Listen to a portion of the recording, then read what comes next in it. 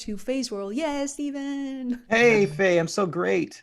It's great to be here. I'm really excited to have this conversation with you.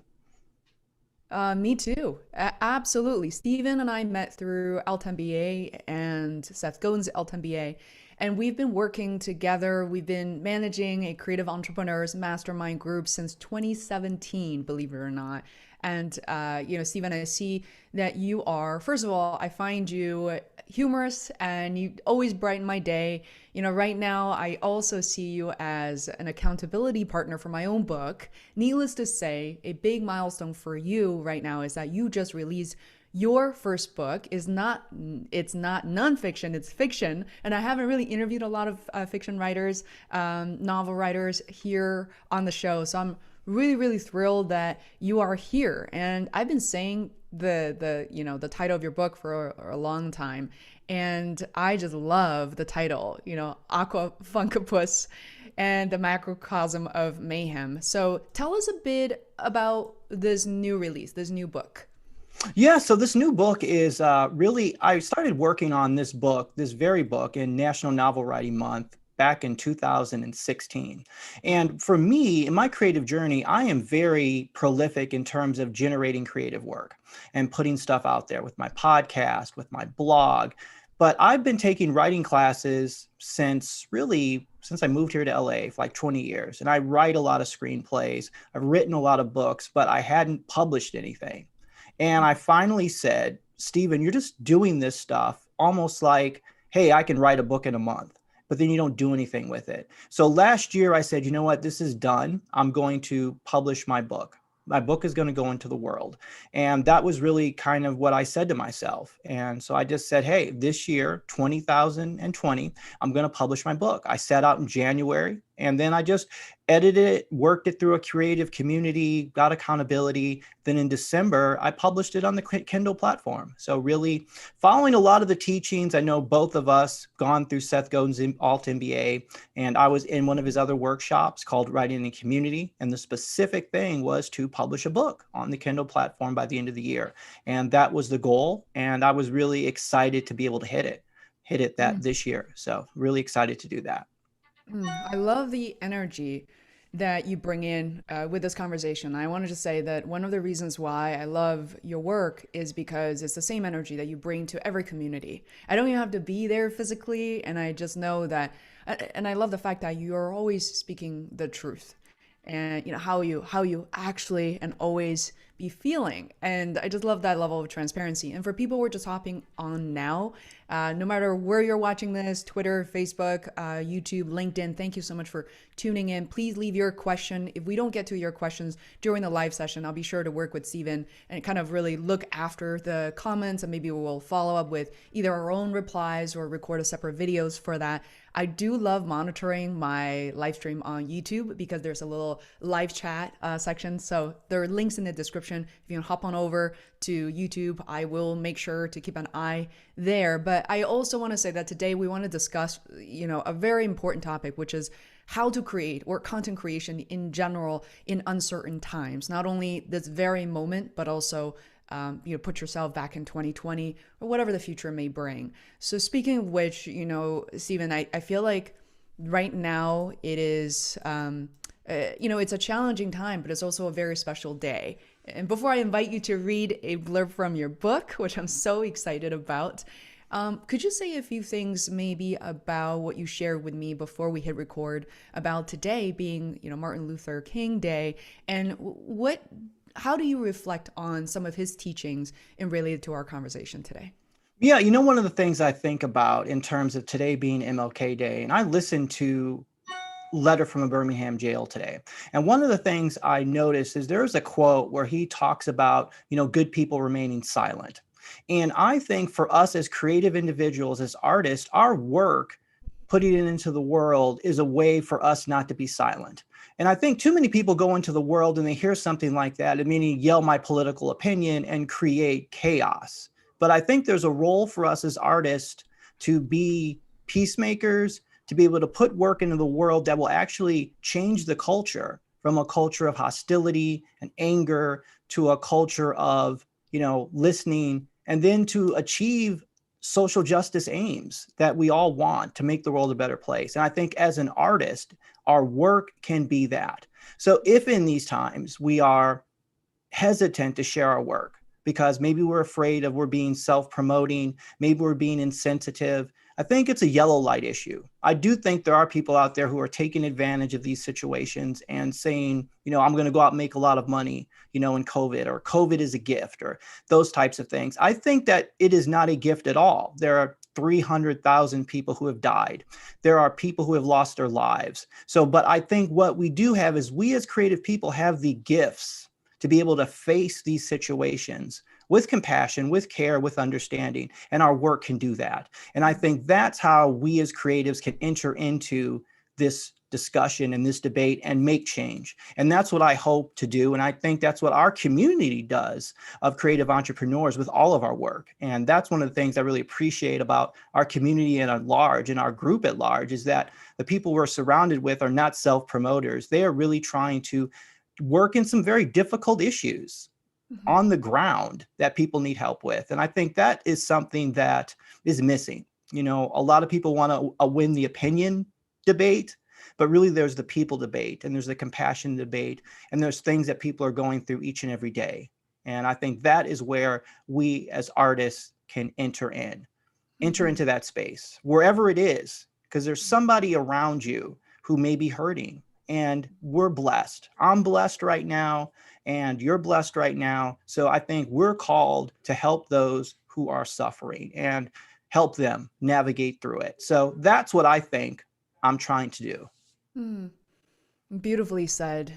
Thank you for that. And I love, what you commented on during our group session a week ago of should we kind of silence ourselves? Should we just wait? Should we put up a screen and say we're not creating, not putting words out there? And instead you said, hey, let's just put a little bit of a sweetness, kindness out into the world. And I was very reassuring and, it just made me pause for a second to realize, why do we doubt ourselves of doing the goodness, doing the work that we're doing?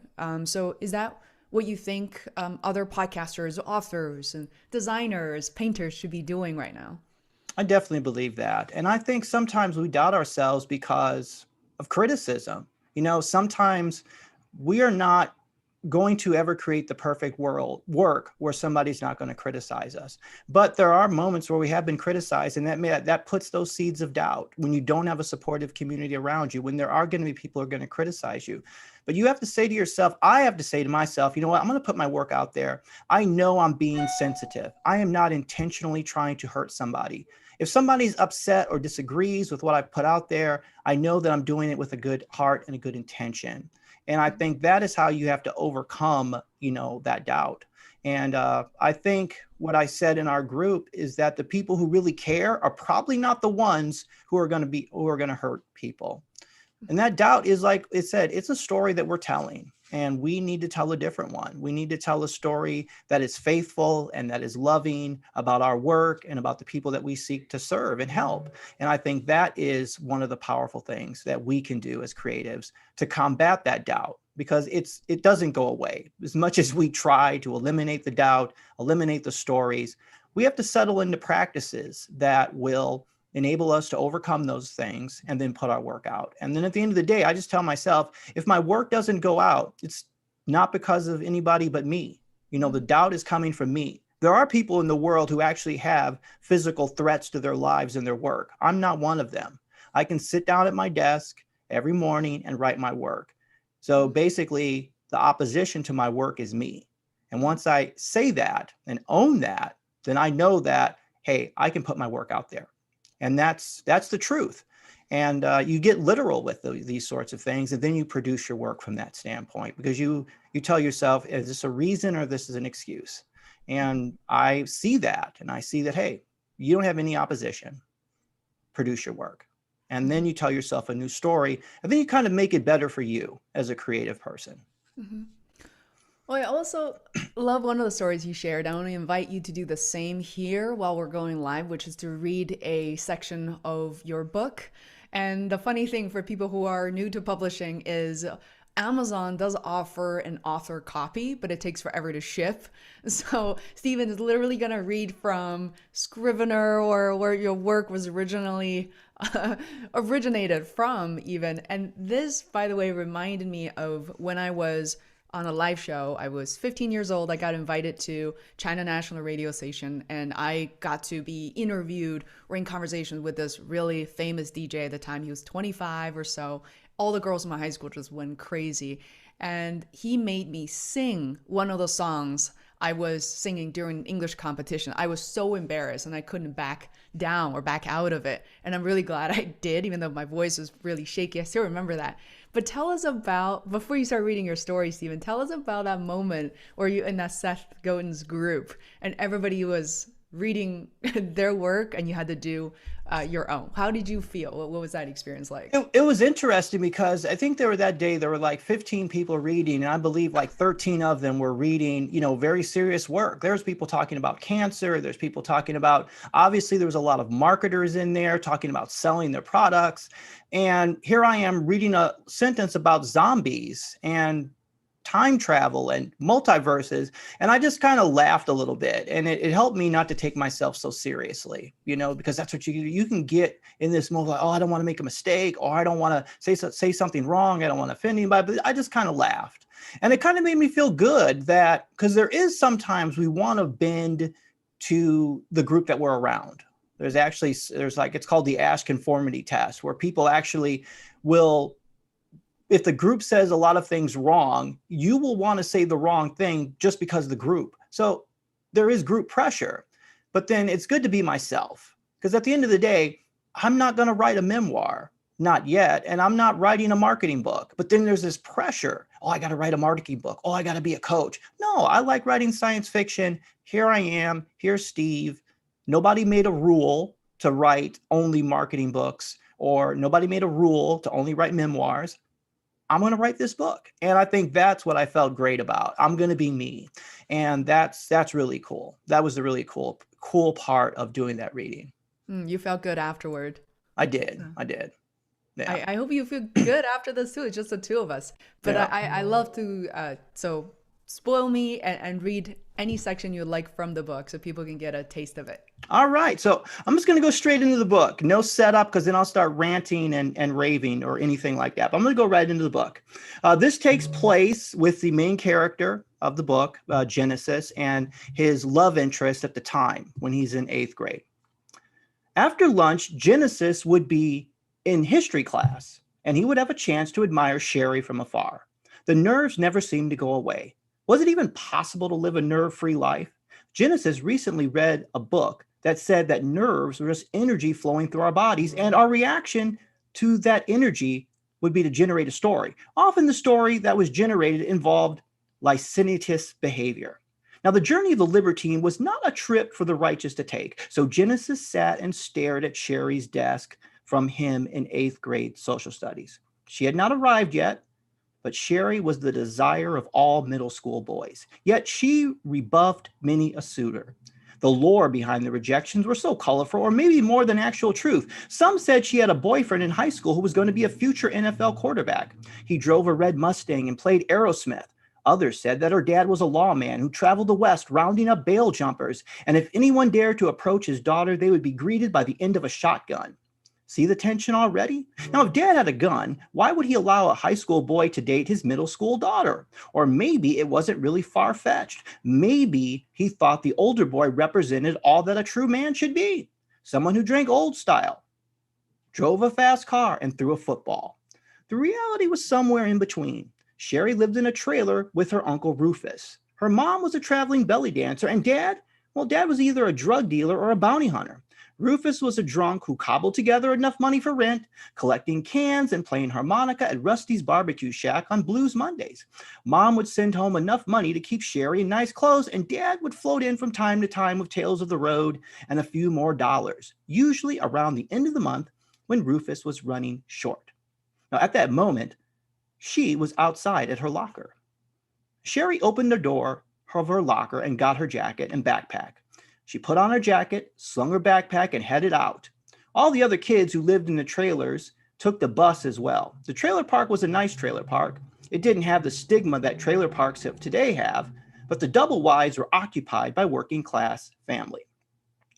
Now, this was her fifth school in 5 years, and she yearned to settle down. She desired to be like the girls who had sleepovers, painted their nails in pajamas, and talked on the phone. She even wanted to be a cheerleader or a volleyball player, yet her father always had a new assignment.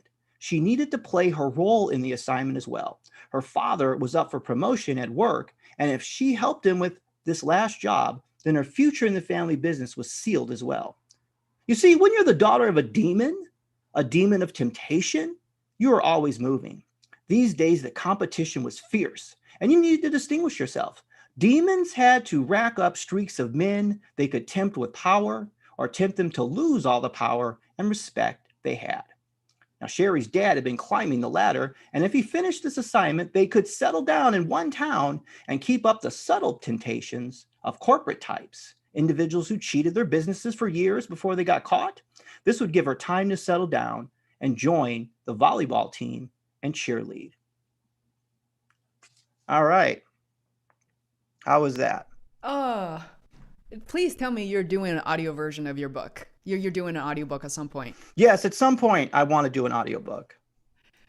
Um, I know it's a lot of work and takes, production, recording and production time, but people may be wondering how you're able to read your book with so much passion, compassion. It's actually really hard, as I learned. I remember speaking with Krista Tibbett, who's this national, international DJ slash broadcaster, and she said it was so incredibly challenging for her to read her own book. Did you find it challenging in that moment? It's challenging in the sense of like putting my work out there and reading it. In terms of like reading it, actually like saying the words, no.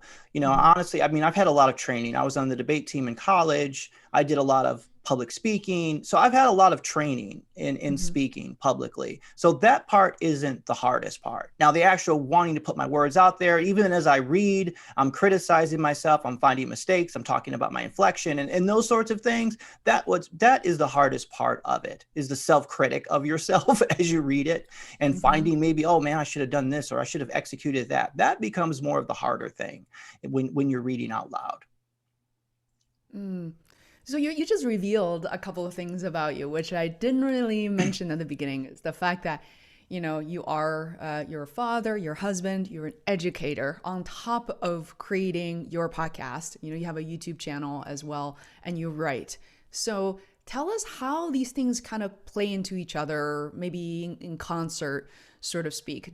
Where do you seek your inspirations?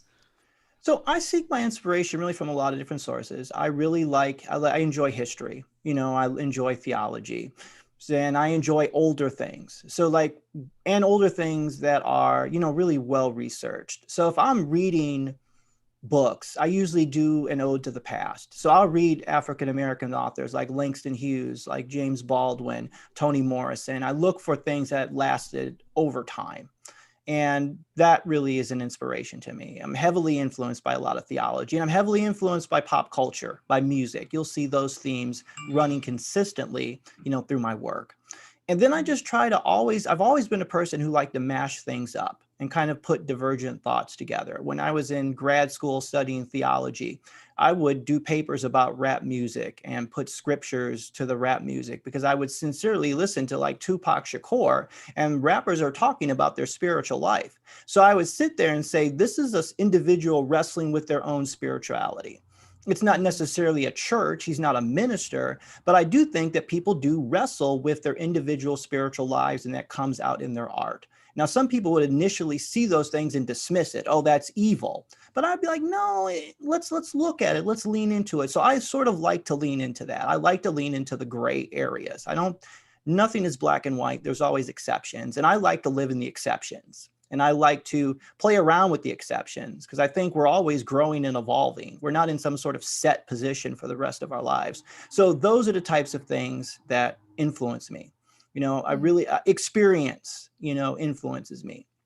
I think that's one of the things when I look at like Seth Godin's work is that, he has multiple books that are bestsellers. So I can look at people who've done it and like, okay, they've got experience. That's why I love where I work now. The nonprofit I work for has been around for 40 years. So the founder did this for 40 years. If you can do something for 40 years, that means that you know what you're doing. And I think that is what, when I think about experience, I think experience matters.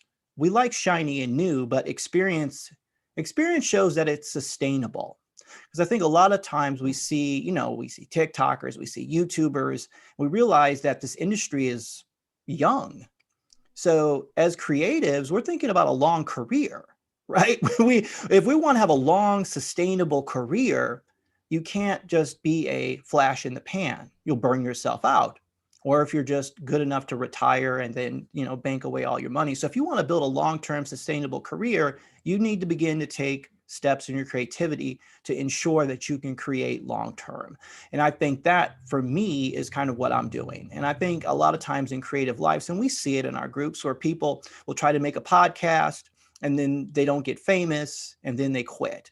But then you realize, like, literally, like, the people who are famous in podcasting, they're famous for reasons. And it's not because of their personality, it's the people working behind them, it's the numbers, there's so many things that go into it, that for us to step onto the stage and just immediately create $1 million podcast, that's really unrealistic. And I think you can have high expectations, but not unrealistic expectations.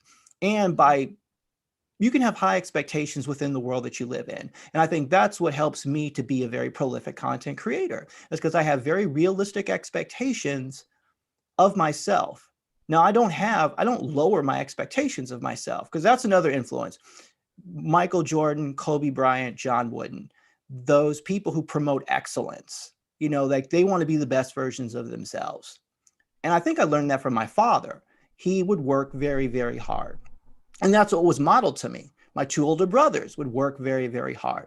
My uncles and aunts, they modeled working very hard. I grew up in the Midwest, and the Midwest is blue collar, working very hard. So that was kind of what was embedded in me. So when I learned those values of working very hard, combined with my creativity, then you go for personal excellence. And it's not personal excellence that somebody bestows upon you by sales or by great reviews. It's just trying to be the best version of you every single day. And every time you step out into a show or a blog post, you're trying to do the best one for you. And that's sort of what drives me. And those were my influences. That's why I think when I watch like a Michael Jordan and you watch a Kobe Bryant, you hear about what they did in the background, about how they practiced really hard and how they showed up with the same intensity on the basketball court that they had in practice. And those are the types of people that I'm drawn to, like, who have excellence of their character and, trying to be a great person. That to me is inspiring. And when I post this question, and you and I kind of operate a lot on the kind of similar or same wavelength here. And in case I forget, please, let's make sure we talk about multiverse.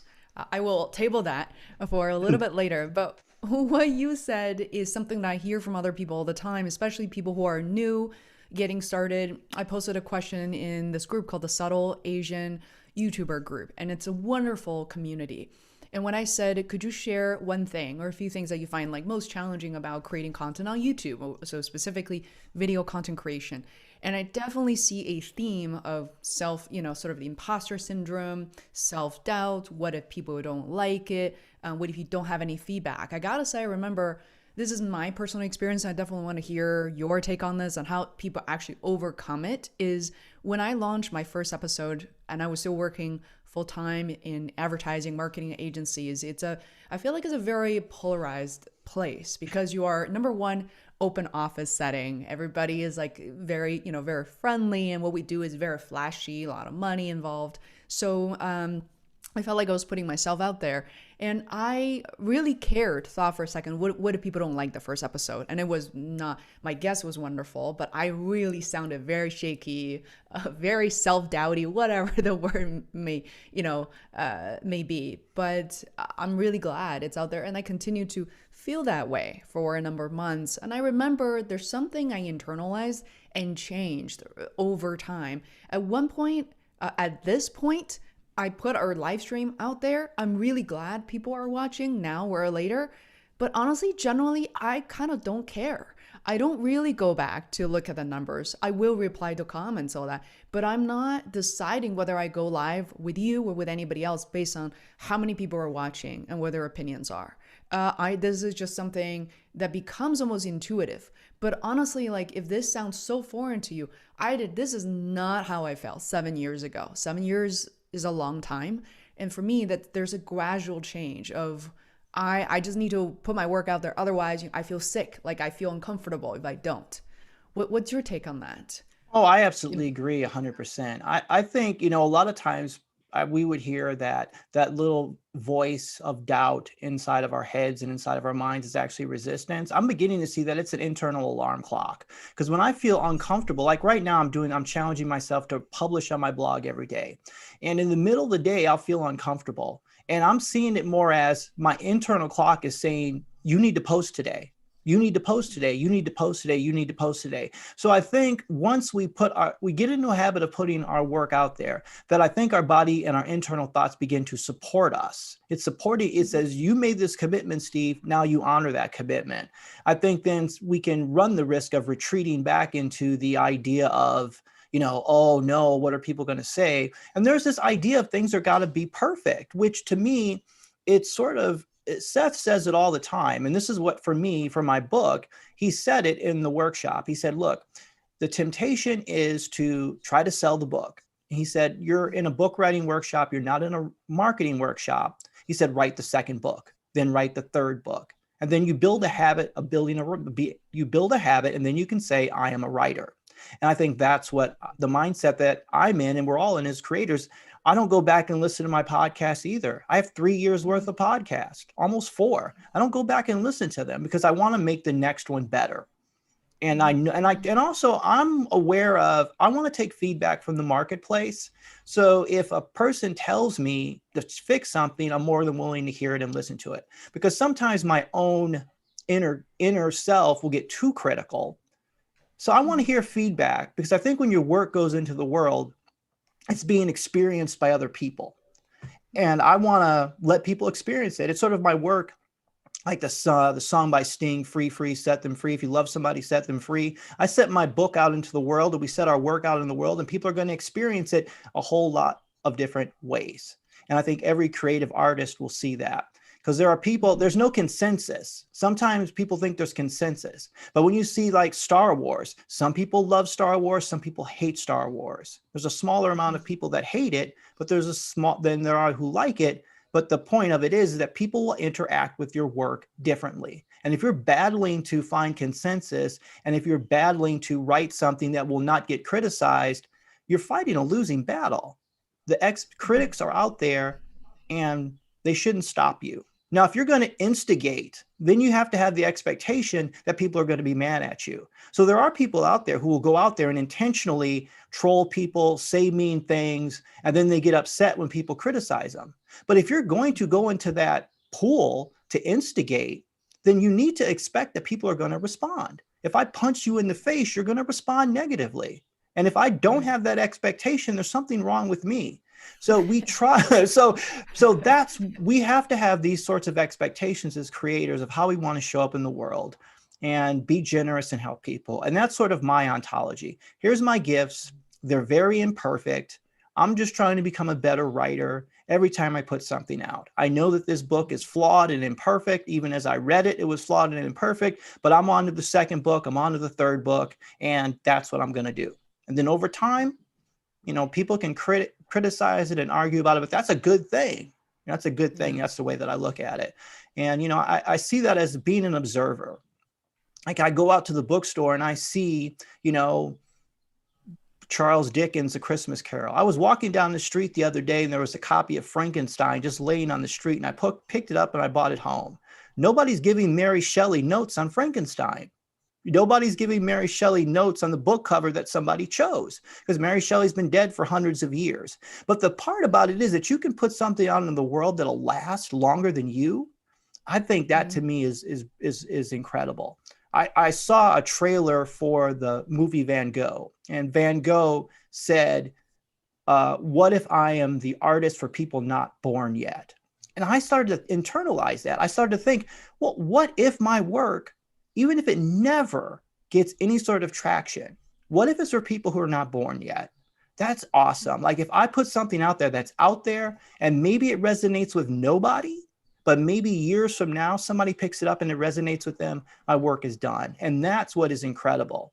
And just to be able to say, I created this and it's out in the world, and that you can say you created your work and you put it out in the world. And more of us can do that. There's so many of us who can do that. And that's all it is. We just need to be and connecting with that. Yeah, I created this. It's a generous act. It's a gift. And there it is. And now let me make more gifts. So that's kind of how my view is evolving, over the years, of that attitude of, wrestling around with the internal angst, that comes, and trying to just, at the end of the day, the purpose of it is to create our work. Because you can get into a part where you like the community, right? There is something about going into a workshop, going into the community and experiencing all of that. But then there's like, well, what's the purpose? What am I here for? Am I here to make friends, or am I here to produce my work? That's the priority. So let's say priorities. What are our priorities? My priority is to write my book, and get clear about our priorities. And then once you're clear about your priorities, then you make deadlines, and then you keep those deadlines, and then you keep those commitments. And I think for me, when it gets down to that level, the commitment level, and we got to be willing to say, I made a commitment. Am I breaking my commitment, or I'm keeping my commitment? And we can say all the things, we need more sleep, or we need more rest, and we need these things. I say walk cautiously through this. But at the end of the day, you've got to be able to say to yourself, am I keeping my commitment or not? That's a yes or no question. And I have to ask myself those yes or no questions. And that's what I was facing. There was a point where I committed to publishing this book on December 22nd. And I was a point where I wasn't going to do it. And I went into a community and I was saying that I wanted to wait, and they kind of encouraged me to go through the process. And I went through the process.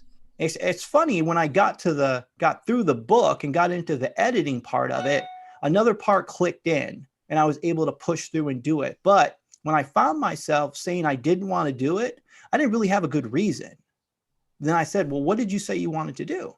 I said, I wanted to publish by this date. Okay, keep your commitment. And that's what professionals do. Think about our mortgages. We can't go to our landlord if we have the means and say, hey, I just want to pay the rent, the 17th to 18th. I got the money. There's no reason not to, but I just don't want to because I don't feel good. Your landlord's not going to respond to that positively. So professionals show up in the world that way. I don't need 1 million people reading my book to decide I want to be a professional. I want to be a professional, day one. And I'm not making my living from my creative work, but I am going to be a professional in my creative work. I'm going to carry myself as a professional in my creative work. Just because getting paid doesn't make you a professional. It's how you carry yourself. It's how you show up. It's the people you surround yourself with. It's the effort that you put in. I'm going to be a professional. I'm not going to wait for somebody to give me that title of professional, paid writer. I'm a professional writer now. I'm a professional creative person now. I happen to go work as an educator. I happen to get paid as an educator. That's the difference for me. And something that really tactical that you gave me just, I think, a week ago when you checked in with me via text message and say, hey, Faye, where are you at with your book? And I say, I've been writing. I have about 5,000 words right now, but I find that at the beginning of the year, work gets really busy. I have to prioritize my consulting clients. And you then said to me, you started to observe the way you are with your work, where you waste your time. I think the example you gave me was your screen time, that your phone basically sends you this report to say, hey, you've been on your own Facebook mindlessly for 45 minutes. And you told me, what if you can carve out moments in your life, number one, by getting to know yourself first, where you're spending and maybe wasting your time. So then because of that, I look back on a bad behavior I had is I'm one of those people who, sleep with my phone or somewhere near me. And I notice the first thing I wake up in the morning, which I don't really wake up to an alarm clock, is that I check my phone. And I don't know what I'm doing, but I'm there for sometimes 45 minutes to an hour, preview, as I'm doing myself a favor. And I realize I'm not doing myself a favor. I don't even remember what I saw, and having those, kind of really clutter my mind with these things I can't really reply. from my bed anyway. So I should just get up. So for the past week, 10 days since our text, I decided to first thing, I get out of bed. The first thing in the morning, 45 minutes, I'll write. And I'll write somewhere. I have another writing session later in the day. Sometimes before I go to sleep. But I just realized like those micro changes in our lives could really trigger really big changes, especially if you look back to a week, a month, a year. It changes everything. Yeah, I think what it comes down to is like I remember reading Tiny Habits by BJ Fogg, and it talks a lot about doing small things. And I know what we tend to do is we tend to have our creative work and we make our creative work compete with our jobs, right? Like line up our priorities. And what I found, like I'm not obviously I can't steal time from my job. But when I looked at my screen time app, I'm like, oh God, I was on Facebook for 45 minutes. Well, what about if I spend 45 minutes writing every day? Like, what did I get from Facebook for 45 minutes? Irritation, anger, mad. Now I'm in a meditation session. Now I'm talking like a spiritual advisor, trying to get myself back together. Okay. What if I just simply write now for that same amount of time? Well, I can share, I can get there's so much more benefits to doing that. So that's the comparison you have to make with your creative life. It's working within constraints.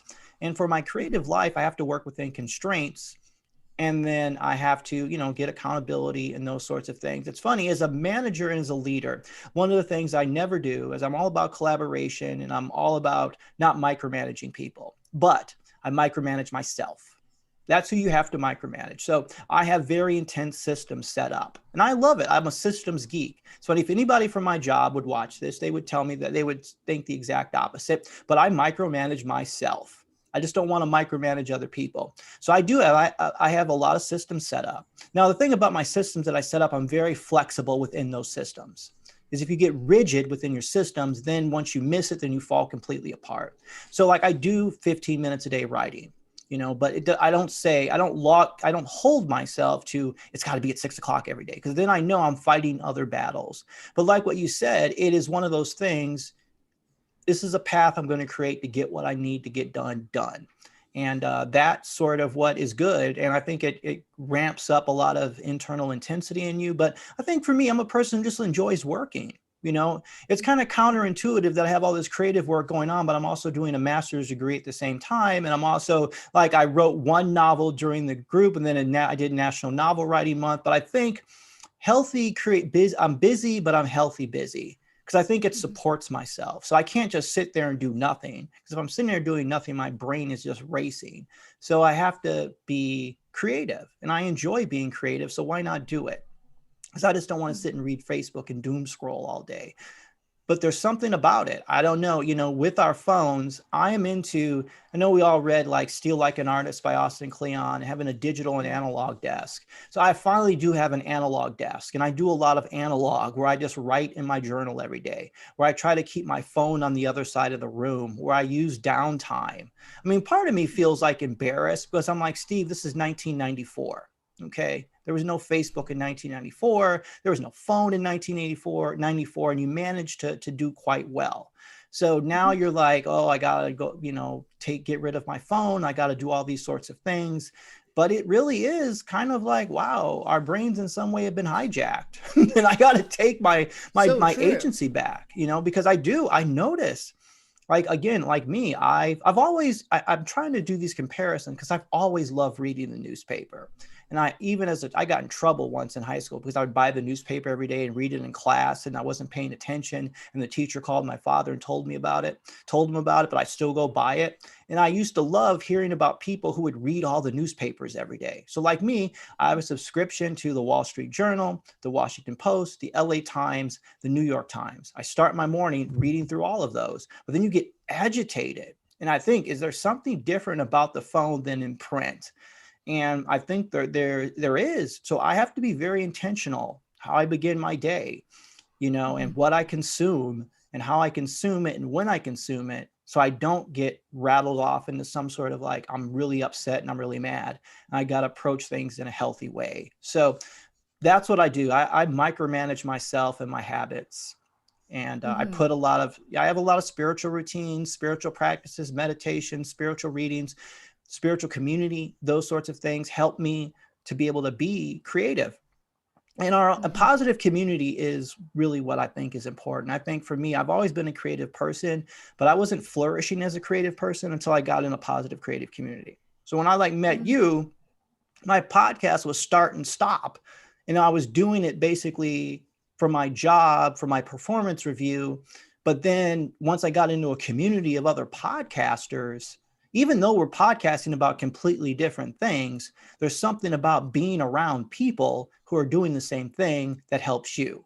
So if I'm like Mm-hmm. in a room of people who have no interest about being podcasters, it's kind of like, well, yeah, that's nice, Steve. You do that on Yeah. the side. But when you're in a group of people, we're not alike. We all are doing different things. I think that energy feeds off of us because we are like, if somebody was in our group and they were consistently not doing anything, you just get to the point of like, dude, what are you doing? Just do the work, And Mm-hmm. when I'm like that, I don't feel like I'm being nice. But then there's some point of like, are you here to do the work? We're all kind of doing creative work. Can you do it too? And so Mm-hmm. that's what's the power of having a community, is that we get down to the brass tacks, which is get your work done and get it out there. And that is the power of a community. And that's what I think I needed, is more people who were doing things like me, and then just get your work out there. And then it's not, nobody's like, oh, you know what? You really want to do that? Do you really want to podcast about this? It's sort of like, here's what I'm podcasting about. Oh, that's great. Go do it. And that's the Mm-hmm. kind of support that you need. And you Mm-hmm. need those types of people. Those people, it's not somebody telling me, that I'm a great person. It's sort of validating my idea, like trusting me that I know enough that I know what I'm doing, and then go do your podcast, go do your book. Right. That's really what I think is what's needed around creatives. Mm-hmm. You cover so many points, and then because you mentioned the Alt Podcasters originally known as the Alt Podcasters, ALT Podcasters, is now a creative entrepreneurs community. It is a private group, and I just listed in the link below, in the comments wherever you are. And the reason is. The reason why we shifted from 2017 as being exclusively podcasters to creative entrepreneurs today is because some of us became, DIY filmmakers, documentary filmmakers. Many of them are writing books. I'm like the last person who have not or published a book just yet, but also, people creating videos on YouTube. We're all over the place. So that is such a great point, Stephen, that you don't have to convince your family, your friends, your spouse, or someone close to you by proximity that this is something you really want to do and you should do, but a community of people who are already doing that. I also want to just quickly mention the fact that you talked about the analog desk, which I didn't even know what it was until you brought it up. So I started like, I mean, it doesn't matter. It's not about the level of details, but here's what I noticed the other day. A couple of days ago, as I was writing my book, you go kind of your energy, kind of ebb and flow, obviously. But I went from, well, I know exactly what I'm doing to all of a sudden, because of digital, whether it's in Scrivener or it's, for me, I kind of shifted to Google Doc just because I'm so comfortable there. I got lost in my own writing. My stories, opinions started to change. I wanted to keep writing, but all of a sudden the train of thoughts kind of get lost. So I literally just went to my printer. I was hoping for some fancy large paper, but instead, what I did was I just grabbed the paper, a couple of colored markers, went to my bedroom where there was like a sad little desk with little whatever flower on it, and I got a little lamp, and I just sat down and started writing. And one thing, I know, Stephen, you wrote a novel, or you wrote a fiction. For me, this is a book about like a beginner's guide to making a living on YouTube. Obviously, it's about phases of one's career on YouTube. It's about from $0 to $500 to $2,000 and to more dollars later on. And one thing that really helped me, and Stephen, I want to kind of get your thoughts on this, was instead of writing, part of me is like, I want to write this book for me.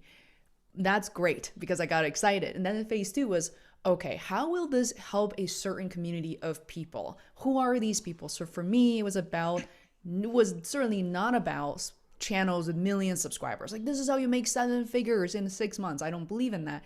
I want to write a book for people who can make around $100,000, $50,000, $100,000 based on whatever the US standard person family salary is, a full-time living.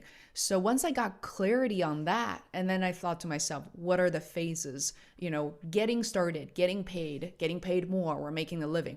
So all of a sudden, literally, I just in my little analog desk, I just had this flow. I came back, restructured the table of content, and I felt like I feel better now. Like I don't know. Like, do you have any suggestions, recommendations for what I do, what I did there, and what I do next?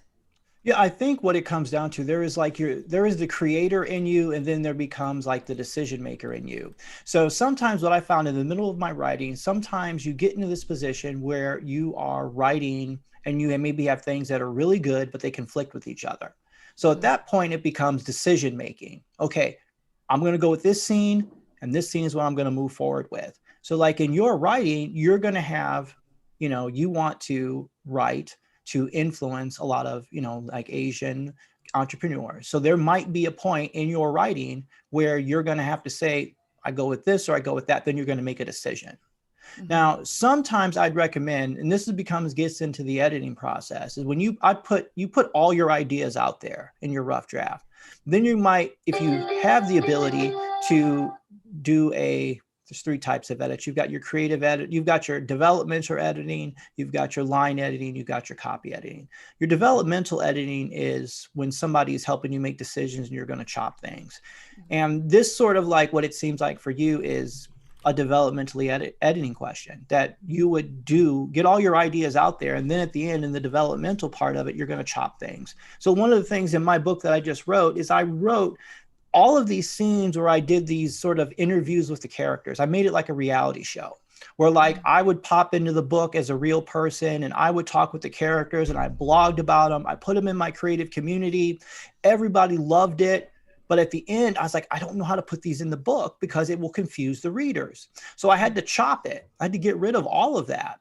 And I still have it there. I'm still trying to figure out how to use it, but that's the decision-making parts of it. That's when you've got to take off the creative hat and you've got to put on the leader hat. So when you put on the leader hat, and as a solopreneur or an independent, creative, I have to do that. I'm doing the developmentally editing myself and I'm making those decisions. So that's when that's cool. You become the CEO of your own creativity.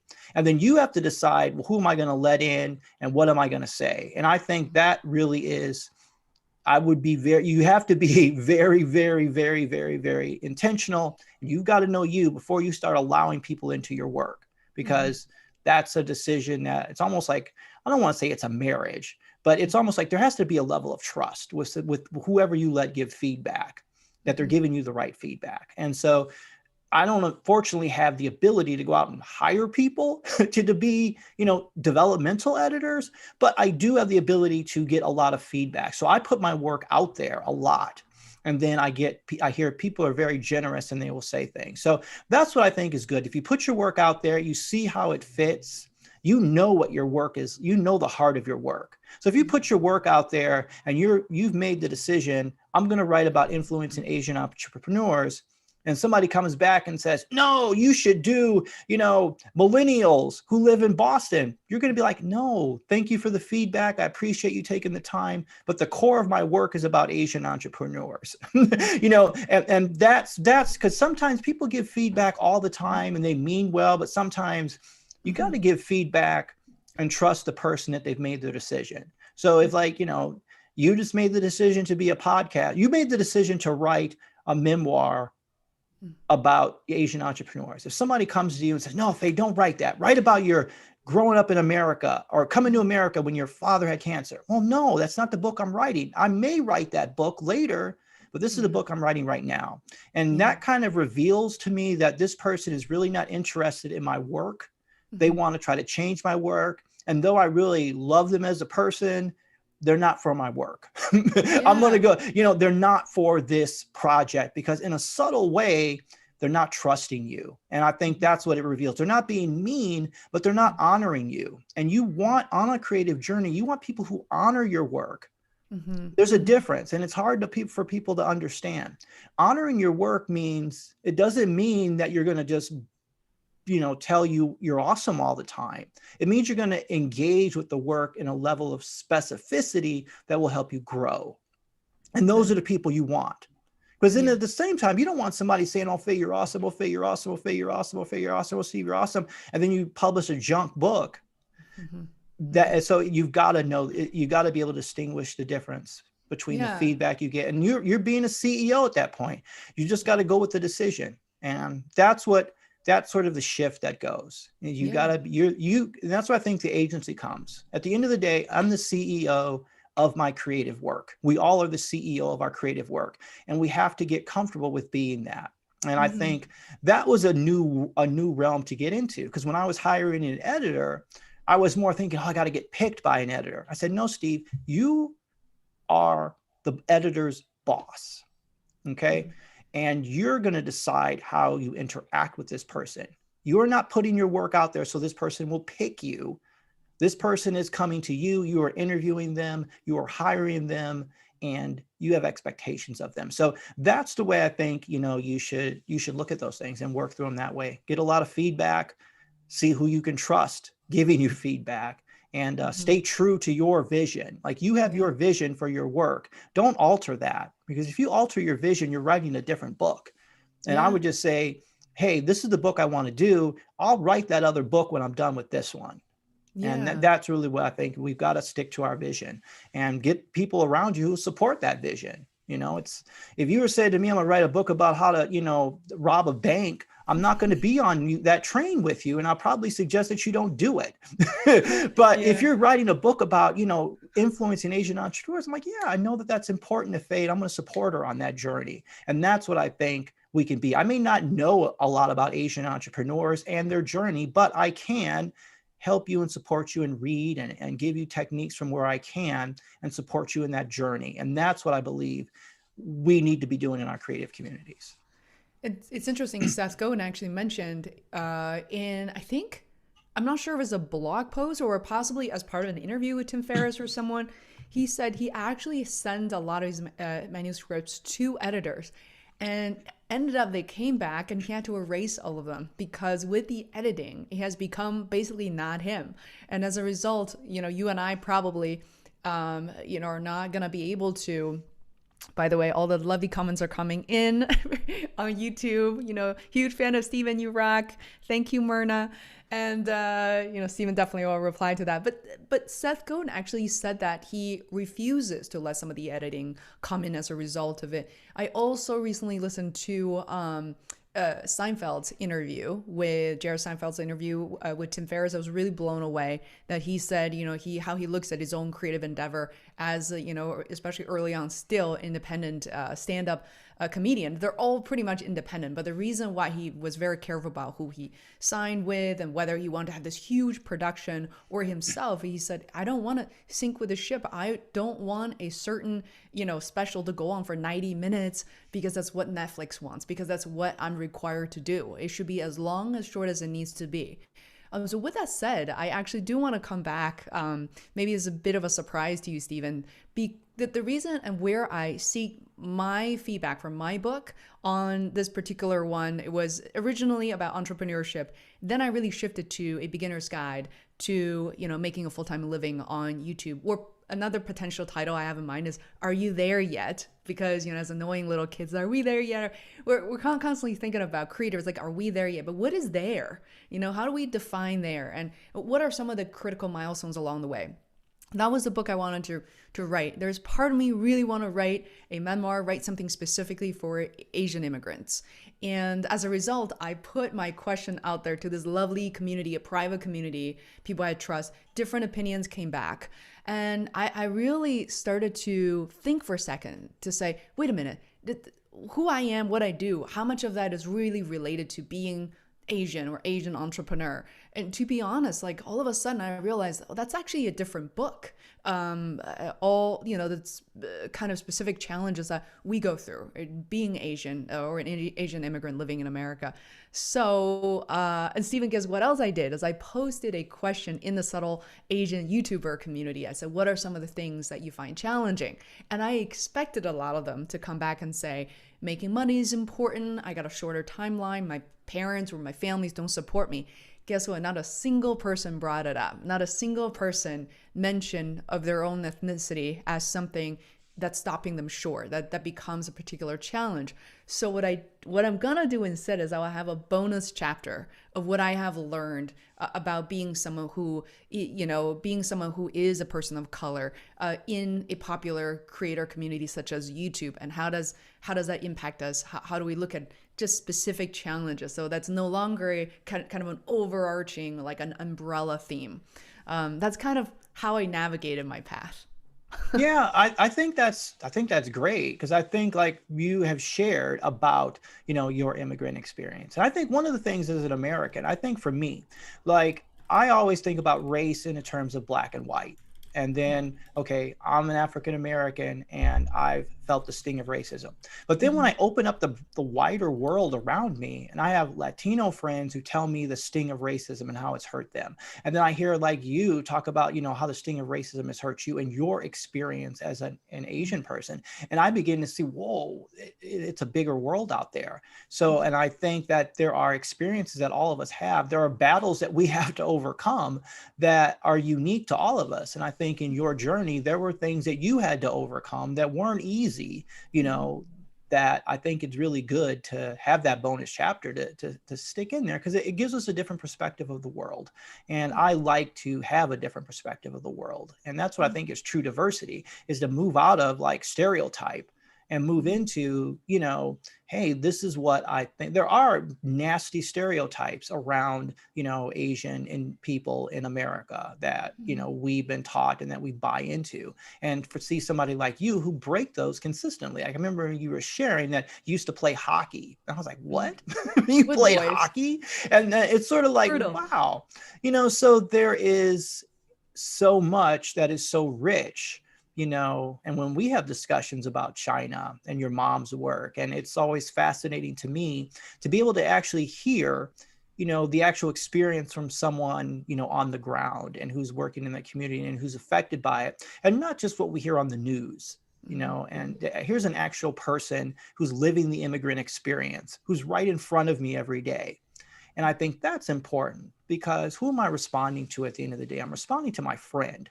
I'm not Mhm. responding to a soundbite. And I think when we respond to sound bites, we can damage relationships unintentionally. And I think that's one of the things I think about your work that'll be, great to have in the world. So people can see that it's just not all stereotype. And I think mass media, and I think you remember you putting that into your post, that you didn't want to write about the typical stereotypes.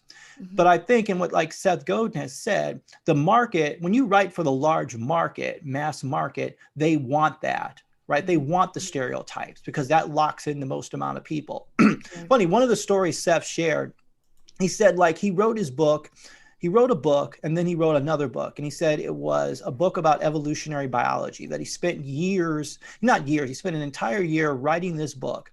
And then at the end of it, they only sold 17,000 copies. He said Simon and Schuster fired him, and he could not find another publisher for Purple Cow. And the Oh, point of Simon it, Schuster. and I the didn't point of realize it it was that big. was, Yeah. is that they wanted, you have to sell a lot of copies. It just comes down to economics. He got a large advance. There's Mhm. a certain amount of books that you have to sell. There's a certain amount of people who you are supporting with your book sales. So it's nothing sinister. It's just you have to know when you step into a mass market, Mhm. you're supporting a lot of other people. And when you're independent, you get to tell the stories that you want to tell. And I think for you, you get the opportunity to tell the story you want to tell because your book is supporting you and your community. You're not writing for, a marketing publisher who has a mortgage, who's relying on, who has 5 clients, who he has to get published or he's out of a job and then his Right. family can't eat. So I understand. I'm not mad at that person, but that's just the world it is when you're in a mass marketing world. Like I live in LA and I see it all the time. It's just, I want to be an independent creator. You need to know what you're getting into. If I wanted to put my work out there for a mass market to be on, in Barnes and Nobles, or if I want my work on NBC or in the movie theaters, there's a certain game that you have to play. There's a certain track that you have to go on. Hmm. And I don't want to go on that track. Now, if it happens, amen, it would be Mm. awesome. But Mm. I can't commit myself to that path. I'm on an independent publisher path and I get to choose and make decisions. And if one day somebody comes to me and says, I want to put your work in this place, I come to it from a position of power, not from a position of begging to be accepted. And I think that's the power of like your book. You're writing your book the way you want to, and whoever accepts it, and whoever doesn't, but you know you're getting it in front of the people who need it the most. And I think Mm. those are the people you want to, those are, at the end of the day, you want to help the people you can help the most. And I think Yeah. that's what, you can do. You're going to do with your book. Yeah. There are people out there who need it. There is an Asian immigrant girl out there somewhere who needs to hear your book. And maybe along the way, you inspire other people. Yeah. But I think that's what happens. Yeah, it's so wonderful. I mean, I can't believe it's been an hour since we started this show, and there are 10 people watching simultaneously right now on YouTube. It makes me so happy. And I just want to say, whoever you are, you may be a fitness instructor, you may be a writer, you're an educator, you work in IT, stay home most of the time. It doesn't really matter. I think this conversation is so relevant to all of you. And again, I welcome you to join us in our creative entrepreneurs community. And please, if you're watching this after the fact, leave comments in wherever, Facebook, LinkedIn, YouTube, because I'm definitely gonna put Steven and I to work and make sure we respond to your comments. Really, this conversation aligns so much with the book I'm writing, because the book I'm writing for creators is not about your extreme 6 month or even like overnight success. It's about having a longer term plan. Let's start with 5 years. I think the moment people read the subtitle, whatever, or in the intro, a lot of people are going to put down the book to say, I got no 5 years to wait for. I can't do it. But guess what? 5 years goes by so fast. In retrospect, for me to start the podcast in 2014, it wasn't something that I thought I would be doing for this long. I probably lost, I might have lost interest, or I might have enough excuses to say this hasn't generated me enough money. But I want to, in 2020, on my YouTube channel especially, I want to focus on so many different lessons and videos learned along the way of how all these things kind of play in concert. All the new leads, all the viewers and people who engage with me now are from years building up my tiny little platform. So it is just so wonderful that we all get to share this, no matter where we come from, what our skin color is. We're really in this together.